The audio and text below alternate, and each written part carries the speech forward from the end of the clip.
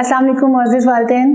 आज हमने बच्चों को अरकान साजी सिखाई। अरकान साजी से मुराद ये है कि हर्फ से हर्फ जोड़कर नया लफ्ज़ बनाना सिखाया है। जैसे कि अलिफ के साथ हम बच्चों से कहें कि बे को मिलाकर पढ़ें, नून को मिलाकर पढ़ें, अलिफ नून उन, अलिफ बे अब, अलिफ सी उस। इसी तरह से अलिफ मद आ के साथ भी यही काम हम करें। अलिफ मद आ नी आम, अलिफ मद आ पे आप। दो हरूफ अलग अलग हैं, फिर हम उन्हें जोड़कर उनके सामने लाएं तो वो उसको जोड़कर जब इकट्ठा पढ़ेंगे तो उन्हें पता चल जाएगा ये तो अलग अलग लफ्ज़ है लेकिन हम इकट्ठा बोल सकते हैं इसे, हम पढ़ सकते हैं इसे और ये एक लफ्ज़ बनता है। जैसे आम है, जैसे आप है, जैसे आड़ है, जैसे आग है, आज है। इसी तरह से तीन हरूफ को भी हम इकट्ठा करके बच्चों को पढ़ा सकते हैं और फिर उन्हें जब बहुत वो एंजॉय करेंगे और बहुत लुत्फ़ लेंगे कि ये तो एक नया लफ्ज़ बन गया।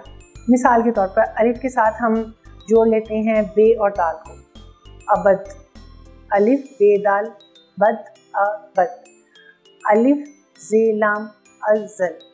इसी तरह से अलिफ मदा के साथ हम जोड़ लेते हैं दो हर्फ और मिसाल के तौर पर अलिफ मद आ लाम और वाव, अलिफ मदा लाम वालो आलू, जो कि बच्चे आमतौर पर देखते हैं।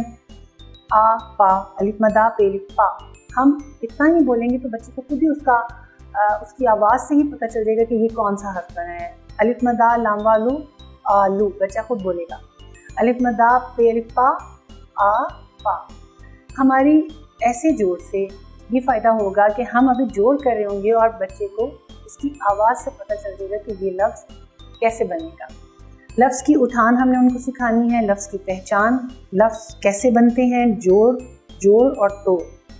टूटे हुए हरूफ को जब हम जोड़ कर पढ़ेंगे तो वो कैसे मज़ेदार से हरूफ बन जाएंगे, मज़े से वो अल्फाज बन जाएंगे, वो अल्फाज जिन्हें वो आम तौर पर इस्तेमाल करें। ये तमाम आसान से काम हैं जो कि हम जितना आसानी के साथ उन्हें समझाएंगे और जितना आसान करके समझाएंगे बच्चे को उतनी जल्दी याद हो जाएगा। उम्मीद है कि ये वीडियो आपको पसंद आई होगी। इंशाल्लाह ताला अगले सबक के साथ फिर आपसे मुलाकात होगी। तब तक के लिए अल्लाह हाफ़िज़।